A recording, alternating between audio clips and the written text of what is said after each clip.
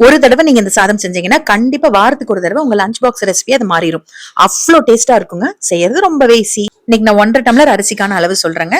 சின்ன எலுமிச்சப்பழ அளவுக்கு புளி தண்ணியில ஊற வச்சு வச்சுக்கலாம். ஒரு கடாயில எண்ணெய் ஊத்தாம 1.5 ஸ்பூன் அளவுக்கு கடலைப்பருப்பு, 1.5 ஸ்பூன் உளுந்து பருப்பு, பாதி அளவுக்கு வறுபடுற அளவுக்கு வறுத்து விட்டுக்கலாம். பருப்பு பொன்னிறமா வறுப்பட்டதுக்கு அப்புறமா மத்த பொருள் எல்லாம் சேர்த்தனோம்னா பருப்பு ரொம்ப கரிஞ்சிரும். இப்போ 3 ஸ்பூன் வர கொத்தமல்லி சேர்த்துக்கலாம். கொத்தமல்லி தூள் சேர்க்க வேண்டாங்க, வர கொத்தமல்லி சேர்த்தாதான் நல்லா இருக்கும். இப்ப நல்லா கொஞ்சம் வறுபட்டதுக்கு அப்புறமா நம்ம ஒரு 5 அல்லது 6 வரமிளகாய் சேர்த்து வறுத்துக்கலாம். இப்ப இது எல்லாம் வறுபடும் போது அந்த பருப்பும் நல்லா வறுபட்டு பொன்னிறமா மாறிடும். மனமே ரொம்ப நல்லா இருக்குங்க. இப்ப இது கூட நல்லா ஒரு கையளவுக்கு 1/4 மூடி தேங்காய், அதாவது ஒரு மூடியில பாதி, அதுவும் கட் பண்ணியோ இல்ல துருவியோ சேர்த்துட்டு ஒரு 1/4 ஸ்பூன் பெருங்காயத்தூள் சேர்த்துட்டு லைட்டா வறுத்து விட்டுட்டு ஆற விட்டுருங்க. ஆறுனதுக்கு அப்புறமா மிக்சி ஜார்ல போட்டு பொடிச்சுக்கணும். நிறைய வீடியோஸ்ல நான் பார்த்திருக்கேன். வாங்கி பார்த்த ரெசிபில பட்டை, கிராம்பு, சீரகம், மிளகு சேர்க்கிறாங்க. இது என் ஃப்ரெண்டோட அம்மா பண்ற ரெசிபி. அவங்க இப்படிதான் எனக்கு சொல்லி கொடுத்தாங்க. இது ரொம்பவே நல்லா இருக்குங்க. 1/2 கிலோ கத்திரிக்காய் நல்லா மேல கொடை மாதிரி இருக்கிறதுல கட் பண்ணிட்டு நல்லா சன்னமா கட் பண்ணி எடுத்துக்கலாம். உங்களுக்கு பெருசா வேணும்னாலும் கட் பண்ணிக்கோங்க. இப்ப நம்ம பருப்பெல்லாம் வறுத்த அதே கடாயில 4 அல்லது 5 ஸ்பூன் நல்லெண்ணெய் அல்லது கடலை எண்ணெய் சேர்த்திக்கோங்க. ஒரு கைப்பிடி அளவுக்கு வறுத்த வேர்க்கடலை வறுத்து முதல்ல எண்ணெயில இருந்து தனியா எடுத்து வச்சுக்கோங்க. ஏன்னா நம்ம கடைசியா சேர்த்தோம்னா இது கொஞ்சம் நல்லா மொறுமொறுன்னு இருக்கும். அதுக்காக வேர்க்கடலை ஆப்ஷனல் தான், சேர்த்தா நல்லா இருக்கும், இல்லைன்னா விட்டுடலாம்.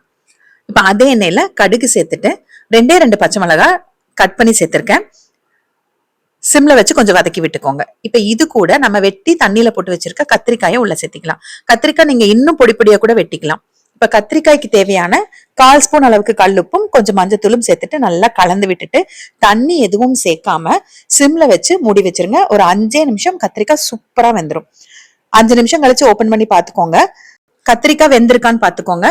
கத்திரிக்காய் வேகலைன்னா இன்னும் 2 நிமிஷம் கூட வச்சுக்கலாம். கொஞ்சம் குழஞ்சாலும் தப்பு இல்லைங்க, நல்லாதான் இருக்கும்.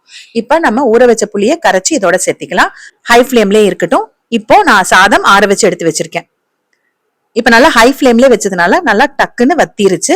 இது கூட ஒரு 1/2 ஸ்பூன் அளவுக்கு வெல்லம், பொடிச்ச வெல்லம் சேர்த்திக்கோங்க. இல்லைன்னா கரும்பு சக்கரை இருந்தாலும் சேர்த்திக்கோங்க. இந்த புளித்தண்ணி நல்லா ட்ரையா வத்தணும்னு அவசியம் இல்லை. கொஞ்சம் லைட்டா கிரேவி மாதிரி இருக்கும் போதே நம்ம பொடிச்சு வச்சிருக்க அந்த பொடியை உள்ள சேர்த்திக்கலாம்.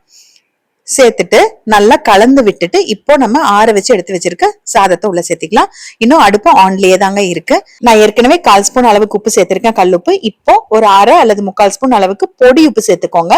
சாதத்துக்கு தேவையான அளவு நல்லா கலந்து விட்டுக்கோங்க. புளி ஊத்தி நல்லா கொதிக்கும் போதே வெல்லம் சேர்க்கணும். நான் சேர்க்கல, அதனால இப்ப 1/2 ஸ்பூன் அளவுக்கு வெல்லம் சேர்த்திருக்கேன். நம்ம வறுத்து எடுத்து வச்சிருக்கோம் பாருங்க வேர்க்கடலை, அதையும் சேர்த்துட்டு நல்லா மிக்ஸ் பண்ணி விட்டுக்க வேண்டியது தாங்க. உப்பு மட்டும் டேஸ்ட் பண்ணிட்டு தேவைப்பட்டா சேர்த்திக்கோங்க. கரெக்டா இருந்துச்சு. ஆனா எனக்கு இதே நீங்க கத்திரிக்காய்க்கு பதிலா பாவக்காயிலையும் சேர்க்கலாம். ஒரு தடவை செஞ்சு பாருங்க, எப்படி இருக்குன்னு சொல்லுங்க.